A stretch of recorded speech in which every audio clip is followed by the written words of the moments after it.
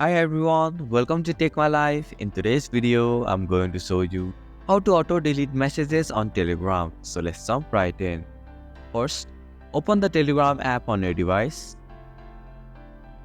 Tap on the settings option from the bottom right corner of your screen. In the settings menu, tap on the privacy and security option. Here you can see the auto-delete messages option. Tap on it. You will see the available time options after which your messages will be automatically deleted. Simply tap on the one that you prefer. A confirmation message will appear. Tap on the Enable Auto Deletion option to activate it. And this is how you can auto-delete messages on Telegram. Thank you for watching Take My Life. Hope this video was helpful. If it was, then hit the like button and comment down if you have any questions or feedback.